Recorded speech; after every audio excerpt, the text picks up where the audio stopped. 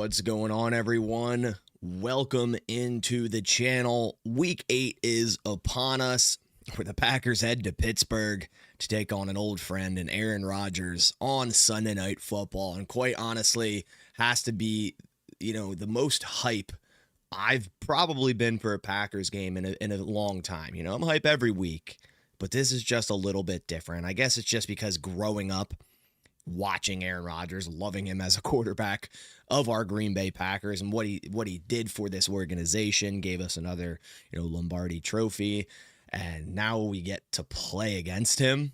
I don't know. It's going to be a little bit weird. Obviously, I want the Packers to get another victory here, but in all intents and purposes, I feel like it would be nice if the Packers win, but Rodgers also has like an okay game. But it's like I don't kind of want that to happen against our defense. I don't know. It's a weird situation.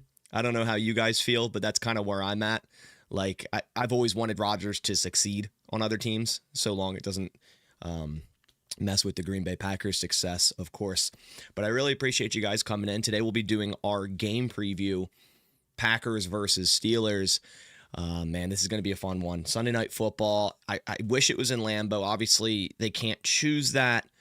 The schedule's on kind of on a rotation thing where every 4 years the Packers play the Steelers, and it switches from home to away. So I wish it was at Lambeau.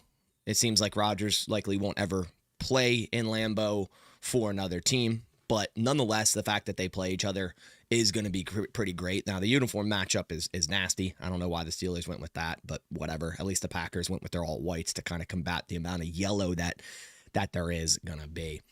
But before we dive into this game preview, quickly want to go over my sleeper picks for this game. Pinned it in the chat. You can get a 100% deposit match up to $100 with code BASS, B-A-S. So for my picks for this game, I do have Aaron Rodgers more than 215.5 passing yards. Aaron's going to want to go off in this game. Not that he doesn't want to go off in every single game, but he's always played with a chip on his shoulder. And I feel getting over 215.5 passing yards isn't a far stretch for him, considering our cornerbacks have been struggling as well. I have Jordan Love more than 12.5 rushing yards. He's been using his legs a lot, and I think he will continue to do so in this game. I have Matthew Golden more than 3.5 receptions, even with the potential return of Christian Watson. I think it's very apparent the Packers are continuing to get the ball in Matthew Golden's hand. We saw them pass to him 3 times in the first drive last week. Ended up with 4 receptions, but I think that's going to, raise this week even more so. And then a free pick. Jordan Love more than 0.5 a passing yard. A lot of the time, Sleeper offers free picks for primetime games, so you can add it into your pick slip and, again, kind of get a free pick there. So I have that $10 play for potential $49.20. You guys can either fade my bet, see what other picks you can make for this game or any of the other games around the NFL here in Week 8. So, again, just big shout out to Sleeper. And definitely go give them a look. So appreciate you guys coming into the chat. Just starting to get my chat up on the screen, read some of this. Let's see. Packers should trade for Sauce Gardner. The Jets would be crazy to actually trade him. I know they're having kind of a fire sale, it seems. And it seems like the Packers are looking to trade for a cornerback. There was a report by Easton Butler, which is a trusted source. I know a lot of people are questioning, is this guy a trusted source? But Easton is a friend of mine, and I personally know that he has connections within the organization. And the Packers have reached out to the Bengals for Cam Taylor-Britt and also DJ Turner. I think that would be absolutely phenomenal. And they also reached out to the Saints for Alontae Taylor. Taylor was a guy that I actually liked on the Saints that I thought the Packers had some interest in just in general. So interesting there. DJ Turner would be a home run, but this doesn't mean that the Packers are in active negotiations with these players and these teams. It's more so they called about these players. But I think the main point here is it seems like the Packers are trying to upgrade the cornerback position with what they're getting right now. And I think we can all collectively agree that it hasn't been the best, but it hasn't been god-awful. Like, the Packers are still top defense in the NFL, and that's large in part to the amount of pressure that they can create with, of course, now Michael Parsons. And it hasn't been like, oh my gosh, this defense is absolutely terrible due to the cornerbacks. Like, yeah, from time to time they get picked on, but it hasn't been too bad. It hasn't been too bad. All right, let me get my screen up on this, or my screen for you guys up on the screen here. Let's go game preview. There we go. Perfect. Here we are. But I do appreciate you guys coming in to the live stream. If you could hit the like button on your way in, it helps with the whole YouTube algorithm. It's absolutely free to do, and I appreciate it a ton. And by the end of this live stream, if you've yet to subscribe and decide you want to, I'd greatly appreciate that as well. We do game previews here every single Friday. We do PFF reaction videos, injury updates, everything in between for your Green Bay Packers. You'll find it here on this channel. So if that does interest you, definitely think about clicking subscribe down there. So appreciate that a ton. Green Bay all day. What's up? What's up, man? How you doing?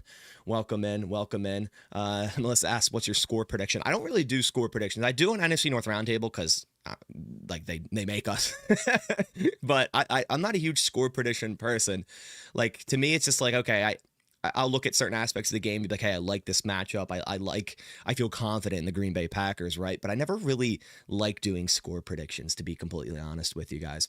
But all right, let's get this thing going. So the Packers are 4-1-1, top of the NFC North. Hey, and even top of the entire NFC because of that tie. So everyone, I mean, I know it's still early in the season and a lot's going to change, but everyone's laughing about that tie. Everyone's saying, oh, how do you tie to the Cowboys? Wow, you guys got a tie? A tie could be the reason the Packers end up either winning the North or being a much higher seed than another team just simply because they have a half a loss less than them. That's probably going to end up happening by the end of this season. So a tie is better than a loss. Sure, it'd be great if it was a win and the Packers were sitting here 5-1, but that's not the case. They're 4-1-1, which is still fine. Aiden Young, appreciate the donation here, buddy. Says, what will unlock this offense? Honestly, you know, it with Christian Watson coming back, that's huge. But I think just winning down in the trenches a little bit more consistently. I think when we see the interior offensive line win consistently, this offense is pretty much unstoppable. It puts us in manageable situations. It gets the rhythm going. It allows us to more successfully run play action under center. But when they're not on and then blocking isn't sound down low and guys like Jordan Morgan or Aaron Banks or Elton Jenkins are struggling in the run game, it really halts our offense. And then it turns a drive that maybe on 1st and 10, we should gain 6 yards and make it an easy 2nd and 4. Well, no, now it's a 2nd and 10 or 2nd and 9, 2nd and 8. So really, I think it's just consistency in the blocking game down low by these interior offensive linemen that like fully unlocks this offense. But it is going to be big to get Christian Watson back as that downfield threat, because the Steelers are 8th highest in loading the box, meaning 8 or more players. So the Packers are going to get one-on-one opportunities for Watson, for Dobbs, if Watson plays, and also for Matthew Golden. All right, so the Green Bay Packers, in terms of PFF grades, they're overall the 4th highest graded team as a whole. The Steelers are 16th. For defense, Packers are the 15th highest graded defense via PFF, and the Steelers are 16th. Now, offense, the Packers, this is where they get a pretty decent edge here. They're 4th offense, and the Steelers are 10th. Sachi says, how are they 8th highest and can't stop the run? That I cannot answer. They do stack the box a lot, and somehow, it seemingly can't stop the run too well. Percentage of run plays. The Packers are still a very heavy run team, but so are the Steelers. The Packers run the ball 42.9% of the time. The Steelers 41.8% of the time, so very close there. Whereas last week, the Cardinals are a very pass-heavy team, right? Packers 57.1% pass, and the Steelers 58.2% pass. Now, EPA per run, the Steelers are slightly better running the football in terms of EPA, but the Packers are significantly better in terms of passing the football in regards to EPA, an advanced metric that, combines a bunch of different things. But for quarterbacks, let's go over quarterbacks. Obviously, Love versus Rodgers. I mean, this is a story, of course, everyone is talking about.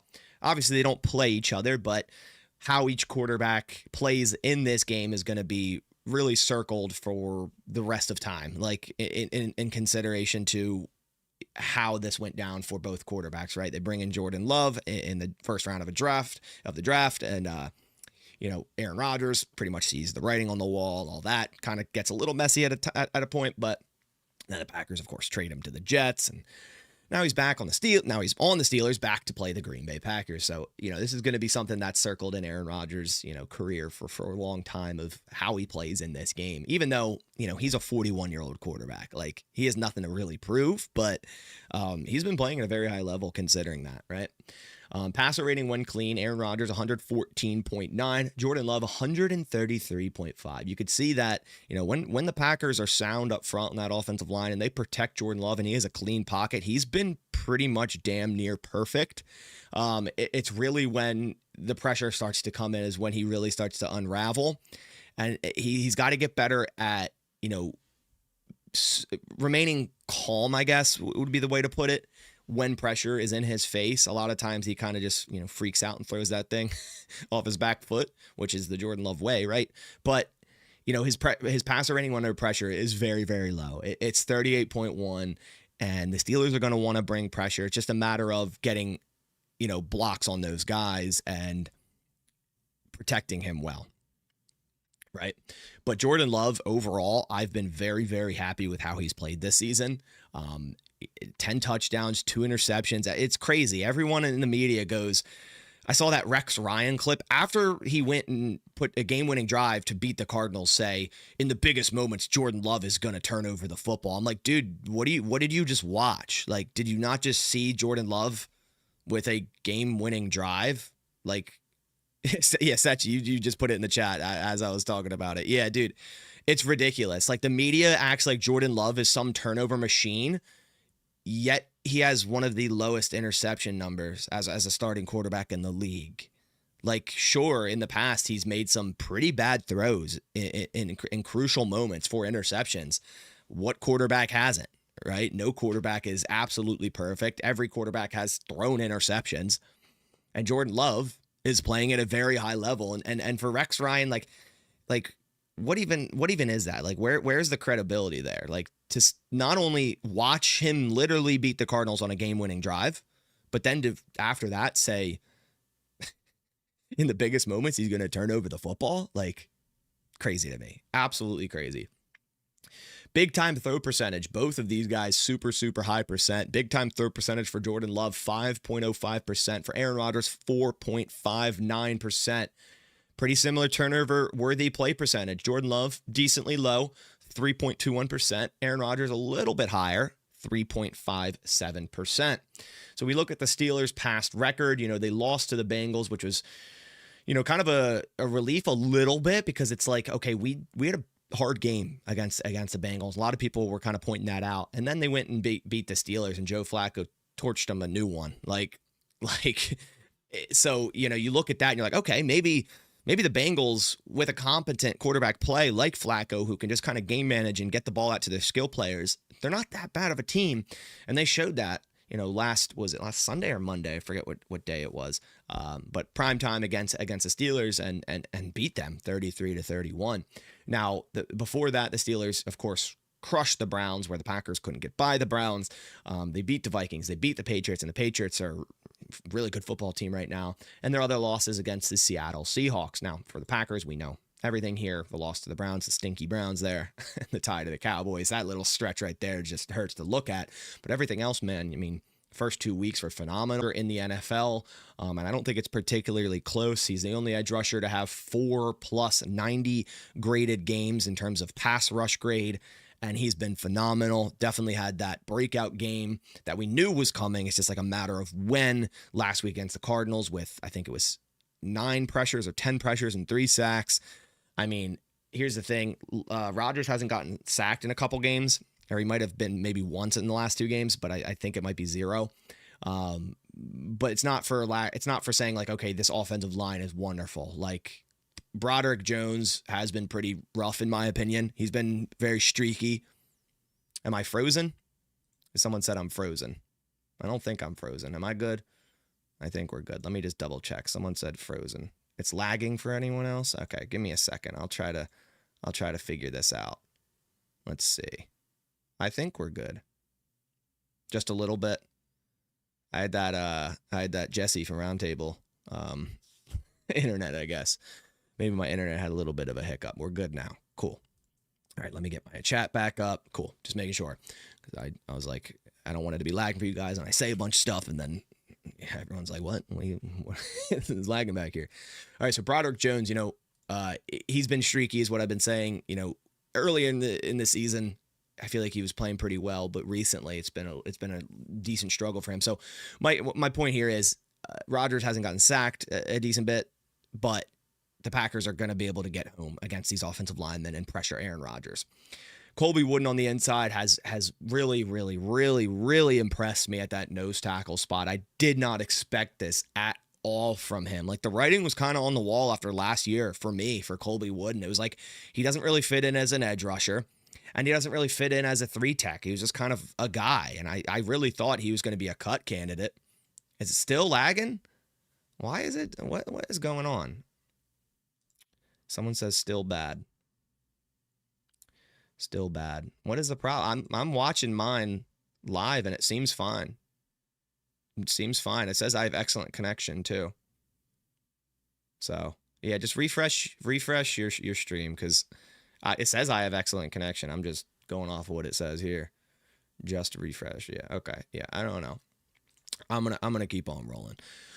But Colby Wooden, man, he's been phenomenal. And like I said, I thought the writing was on the wall. I thought he'd be a cut candidate this season before or after training camp, or a trade candidate. And man, he's been so impressive. And I'm glad that he's proven, a lot of people wrong and taken on the nose tackle position, which is crazy because, the guy is listed at 273. He came into the league at like 273. He's not. He's more so upwards of like 295 to 300 pounds now, and he put on a lot of weight to play this nose tackle spot. And even that is still light for a nose tackle, and he's playing it very, very well. So really, really, hype about Colby Wooden playing this well. Carl Brooks, it looks like Devontae Wyatt should be back. He's been limited the last 2 days. Like, we actually look at the Packers website, go to injury report. Devontae Wyatt limited, so he should be back. I'm hoping he is. That would be huge for us. Although saying that, Carl Brooks is a very consistent pass rusher, just not really good in the run game. And Warren Brinson has been stepping up, and I still think he needs to get snaps, even if Devontae Wyatt returns this week, right? It can't be, okay, Devontae Wyatt returns, and yeah, sure, give him a lot of snaps, but still got to sprinkle in some Warren Brinson, who's been playing well. Ramon says, will Wyatt be out of this game since Wooden doing well? Well, they play two different positions, so I don't really think it's more so Wooden, but, if they're very, very happy with Warren Brinson and how he's been playing at that 3-tech spot, I could see them maybe leaving Devontae Wyatt out to give him that extra week, but it seems like all signs are pointing to him to be able to play. Rashawn Gary on the other side, obviously had that crucial strip sack against the Cardinals after a couple games without a sack, so nice to see that. At linebackers, man, Isaiah McDuffie, like, he hasn't played a ton of snaps. You could see here in the box, 31 snaps, D-line 54, because they're kind of running him at that strong side backer.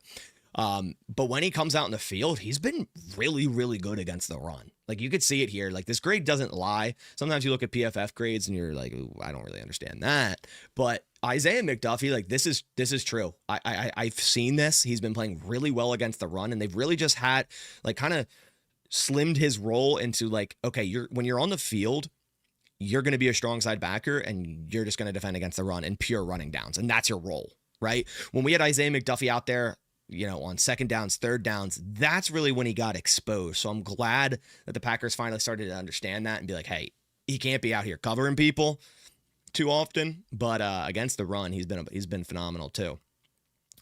Quay Walker on the inside, I thought he had a wonderful game last week. Obviously rushing the passer, sack and a half, had a career high 5 pressures. He's taken a step up in my opinion here. Edgerrin Cooper hasn't been like the wow, like 2024 from him, you know what I mean? But we expected it to be, and it really hasn't. And I'm not just saying that because of the grade. There's some times where, yeah, he makes those Edgerrin Cooper wow plays, but there's also times where he's missing tackles or over pursuing, so he needs to clean it up a little bit, but he's been sound back there. At corners, Nixon, in my opinion, has been fine. Can he get better? Of course. Could the Packers have a better cornerback one? Yeah, they definitely could. And if they went and traded for a guy like DJ Turner, he would be that. But in terms of all things considered, and Nixon, what we're paying him, and you know, the other side and how poor that's looked, Nixon's been pretty sound. He's gotten picked on a couple times, and sure, let up some catches versus Jamar Chase. Who doesn't? But actually, did better than Jalen Ramsey against Jamar Chase. So you have to take that into effect. But Nate Hobbs really hasn't shown us much at all this year. I'm going to be completely honest, and he's someone I was very excited for heading into this season. And there's a lot of football left to be played. But man, I was hyping him up because I thought he could be such a great player, and you still see where he's a good run defender, and it kind of argues the point, or shows the point that, hey, is he just a nickel guy? Like, coming from Las Vegas, he was mainly playing nickel for them, and he played outside boundary for them a few years ago, and he, in my opinion, was playing it well until he broke his hand, but he hasn't really looked good there. For the Green Bay Packers. And it's like, well, if he plays nickel, then what do you do with Javon Bullard, who has a lower grade? I don't care, because I think Javon Bullard's had such a great season at this nickel spot against the run. He's been phenomenal, in my opinion, around the line of scrimmage, checking or finding screens, blowing up screens, helping against the run. So it's like, if you kick Hobbs into the nickel, which I still think they should on pure passing downs, take Bullard off the field, pure passing downs, bring Valentine on the outside, who only saw 2 snaps last week, which is crazy. I don't know what he did.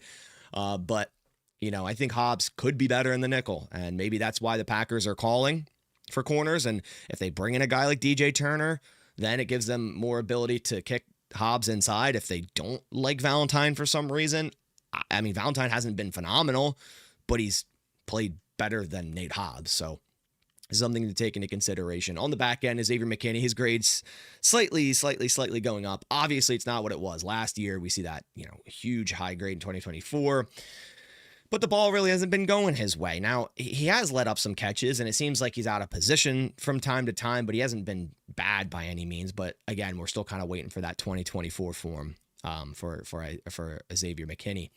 Evan Williams on the other side, 76.0, the 7th highest graded safety in the NFL. Run defense, 6th with an 82.6. For the Steelers offense, we have Aaron Rodgers, we talked about. Jalen Warren at running backs graded very well. They don't get much run game going.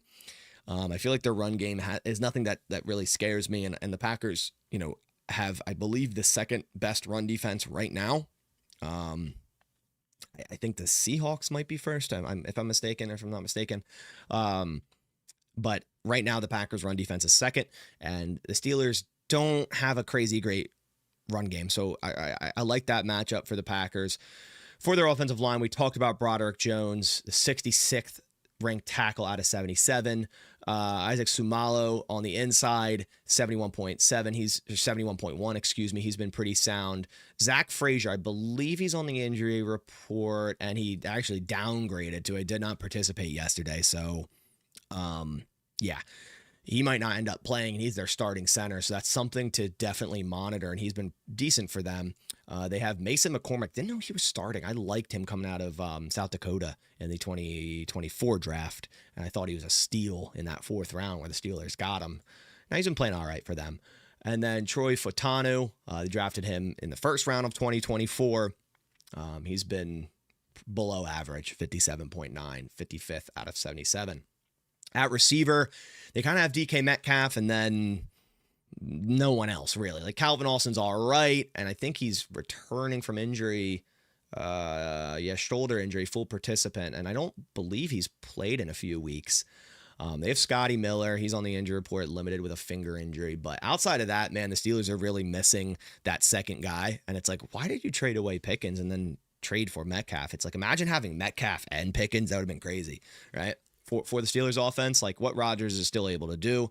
But this is Rodgers, like almost a lot of his career. It's like they have the guy, and then they have a bunch of randos after him, right? Like that's kind of how Rodgers has always operated his career. So he's used to it.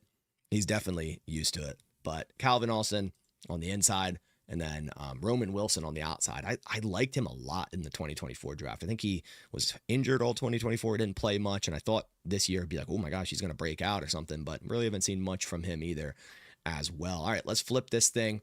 Let's go to we'll start with the Packers offense. Why not? Let's start with the offensive line.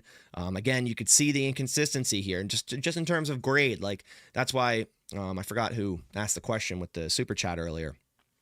Forgive me, but you ask, what really unlocks this Packers offense, and it's getting consistency here, man. Like, they need to find more consistency in the trenches, in the interior mainly, run blocking and pass blocking. And if they do that, I think that really unlocks this offense. Jordan Morgan, 48.4. He's been playing better than this grade shows, in my opinion.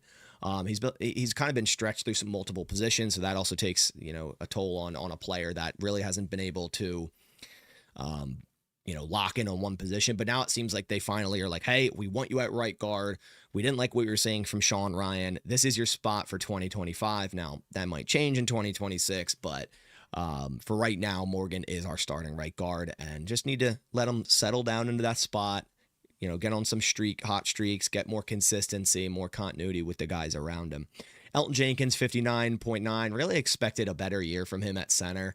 And it's really just, ever since 2021, it's just slowly dropped, where it's like, okay, this is probably his last year as a Packer, in my opinion. I think the Packers go out and either sign another center or draft one in the, maybe our first pick or our second pick, in the second or third round. I really think the Packers go and get a new center and just get a true guy that can play center. Not that Jenkins can't, but I still feel like we're paying him a lot of money for the lack of, success in the interior of the offensive line. And same with, Aaron Banks. A lot of football left to be played. He's only played in like 4 games. Has it been pretty poor? Yeah, it has. He's the 68th out of 75 guards for run block grade. And in my opinion, you brought him in to be a mauler, a run blocker on the interior. And it's crazy. Like, Aaron Banks has not been that. And we paid him a pretty big contract. Now, albeit it's a contract that's very team friendly. And if this all goes to shit, for lack of better words, the Packers have a way out of his contract, but you don't plan to do that. And there's still a lot of football left to be played in 2025. So we'll see how it goes. But on the ends, obviously, Zach Tom, we know how good he is, and it seems like he got over that oblique injury, but he is on the report with a back injury, but 76.0. And then Rasheed Walker on the left side. This is a very just Rasheed Walker-esque grade, like 63.4, pass block, average, run block, surprisingly, is above pass block. It's usually the other way around, but Rasheed being like low 60s makes a lot of sense. At receiver, we have Dobbs, Golden, Watson. Wicks should be out of this game. I think LaFleur kind of said that and kind of put the writing out there that, hey, Wicks will be out of this game. And he didn't confirm Watson will be back. He said that's great. Watson believes he's going to be playing, but, it's still going to end up being a medical decision. So we'll see if Watson ends up being activated. I think he will be. Now, they have until Monday after the game to activate him, which obviously he will be activated no matter what. It's just a matter of, will he be activated before the game or after the game? And if he is activated before the game, how many snaps is he going to play? He's definitely going to be on a snap count. Like, that's for sure. A pitch count. Like, he's not going to just okay, here we go. We're starting all these snaps now. They're going to rotate him in and ease him in a bit, but if he does end up playing, but it's still going to be Dobbs and Golden as the main 2 guys on this offense getting the targets. And, Dobbs has been so consistent, and Golden has, really starting to take that next step. It's just, he's got to get the targets. We talked about Love and Josh Jacobs. I just saw you put in the chat, Davini, that he is the number 1 ranked running back via PFF, which is crazy that low of it's not a low grade, but 83.1 is the number 1 running back. Just kind of shows that I feel like PFF kind of grades running backs pretty harshly. And I think a lot of it is because of like pass blocking. They get kind of tanked with that grade, and then it brings them down. But receiving grade, he's been phenomenal. Man, the strides that Jacobs has taken as a pass catcher for the Packers, he really wasn't that great in terms of that, for the Raiders. It was good, but it wasn't like, okay, there we go. And that's really been the case for Jacobs with the Packers. He's been that guy, not only running the football, but in the passing game as well. Tucker Kraft should be way higher. I don't care. Like, they always give him a shit run blocking grade, and it makes no sense to me. I've seen this guy take on defensive ends 1v1 and win that matchup. 55.4 run block grade is a joke. All right, so for the Steelers defense, you can already see A lot of orange to dark orange, and it starts with their linebackers. Everyone wanted Peyton Wilson. Everyone said this guy is going to be the best linebacker in the class. I wasn't one of them. I actually thought Cooper would be the best linebacker in the class, and it looks like Wilson's having a rough time here in Pittsburgh in year 2. Year 1, I don't think he played a ton of snaps. Now he's starting, and it's been poor in terms of grades on PFF. And Tulia says PFF's grades are to be taken with a grain of salt. Understood, 100%. Right? You got to have an open mind and kind of take a bunch of things into consideration rather than just these grades.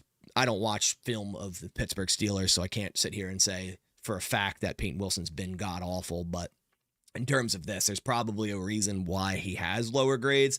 Has he maybe not been this bad? Maybe not, but I do agree. Take him with a grain of salt, but it's not the end-all be-all. But it is a nice, metric and a nice website to kind of look at to showcase, on the screen, like, hey, this is their defensive lineup. This is what it is, right? So Peyton Wilson on the one side, Patrick Queen on the other. Is also very lowly graded, 46.9. Coverage is 71st out of 72, 32.9 coverage grade. On the back end, they have Chuck Clark at safety, 66.3. And is this Deshaun Elliott? I thought it was Deshaun Elliott. A 69.0 at corners. Darius Slay and Ramsey, both not good against the run. And I know this for a fact that Darius Slay is not good against the run. And if the Packers can get, the ball in players' hands on the outside, on Darius Slay's side, we're going to gain a good amount of yards. We're going to break tackles. We're going to get outside, and we're going to have open field ahead of us if we run to Slay's side. Now, Ramsey will come up and make a hit, but he's not been, terrific. Actually, he has a pretty good run defense grade, but he's not been terrific overall as a cornerback. Obviously, Jamar Chase is going to beat just about anyone, but you saw the game that Chase had against him for the most part. On the defensive line, there's 3 guys that you really worry about for the Pittsburgh Steelers. Obviously, TJ Watt, what he can do. You got to have eyes on him the entire time. Chip him with a tight end, help him, double team at times, put a running back out there. But when doing that, you give opportunities to Alex Highsmith one-on-one, and this guy, is also a threat on their defense. Alex Highsmith is a very, very underrated pass rusher. You can see the past, 2023, 2024, those grades were insane. Hasn't been that high this year, but he's a good pass rusher, and you got to have, eyes on him as well. Then, of course, Cam Hayward on the inside. I'm a little bit worried about this against Jordan Morgan after I saw what Calais Campbell was doing to Jordan Morgan last week. This worries me a ton. So I think the Steelers, they're going to find success, getting after Jordan Love a bit. So the Packers are going to hopefully have a good plan for their offensive line and be able to contain, Highsmith, Hayward, and TJ Watt. They have kind of Keanu Benton, old Wisconsin Badger on the inside. It's been very, very poor in run defense. And then Derek Harmon, who I really liked coming out of this class. Seems like he's only played 161 snaps, but a below average grade, 57.4. I can also move this in a nickel. I did not. Does Ramsey actually play nickel? I forgot they had Joey Porter Jr. So, yeah, I guess Ramsey kicks into the nickel. Yeah. But Joey Porter Jr. on the outside hasn't lived up to Joey Porter Sr. in terms of a defender on the Steelers, that's for sure. 60.6. Run defense also been very poor. So you could see if the Packers can get outside the tackles running the football or throwing. If you watch that Bengals Steelers game, Joe Flacco checked into like a quick screen or quick bubble multiple times off of a run. We also didn't fluster Flacco either because he gets rid of the ball in 0.2 seconds. So I don't think it's a really like a, that you could say the same thing. We need to chill about the Packers pass rush. They couldn't even fluster Flacco. It's because he gets rid of the ball in like 0.2 seconds where Jordan Love holds it a little bit longer. So I think that was a lot to do with it. And Flacco checked into a lot of stuff where they were going to run the football, checked into a quick bubble because, getting the ball in your playmaker's hands on the outside against these cornerbacks is what you want to do. It's definitely what you want to do against this Steelers defense. But that's the Steelers defense. That's the Packers offense. And in essence, that is your game preview. The Packers are favored by 3 points. So if it was home in Lambeau, they would actually be favored by 6 because the Steelers get 3 points here, and a home game usually typically gives you 3 points in terms of the spread. The percentage of the money, 79% of the money is on the spread for the Steelers plus 3 points. But when you go to money line, who do you think's going to win? 77% of the money is on the Green Bay Packers money line. So a lot of money on the Green Bay Packers in terms of them just outright winning this game, and I think they will. I think at the end of the day, the defense is going to get the better of Aaron Rodgers. I think our defense is going to get home. I think they're going to pressure him, hopefully force a turnover. The Steelers don't really scare me outside of DK Metcalf in terms of their receivers. They don't really scare me in the run game, and I don't think their O-line is that good either. Now, their defense, they have some playmakers, but I think if we can establish the run early, get outside the tackles with Josh Jacobs, I think it's going to be a game where Jacobs has a lot of yards, so long he stays healthy, of course, as well.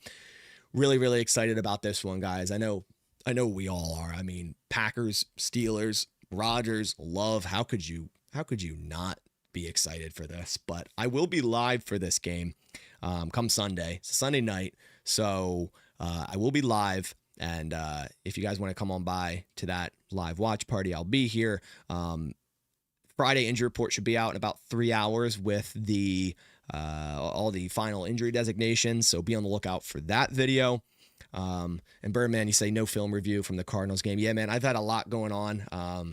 I'm getting married next week, so there's just I've had a lot of stuff I've had to do over the past week and this week. So I sadly had to skip the film review for the Cardinals game, but I should be able to do the Steelers one. We'll see.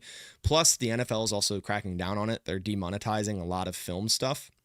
So as much as it is fun, right, if I'm going to get demonetized off of it, it's a little bit of a risk there. And just in general, having, the NFL taking a look in like on your channel like that, it's like, I've had that before. My first channel, if you guys remember way back in the day doing highlights, got deleted by the NFL when I had about 12,000 subs, I think it was. The NFL deleted my channel back in the day. So I take it very light, or I don't take it lightly, should I say, for that sort of thing. So that's why there's no film review this week. So I hope you guys understand that. But really appreciate you guys coming by to this game preview, Packers versus Steelers. Again, look for that injury report later. Click the subscribe button if you did enjoy this, if you want to stay in the loop with everything Green Bay Packers. But I will catch you guys in the next one. And as always, go Pack, go.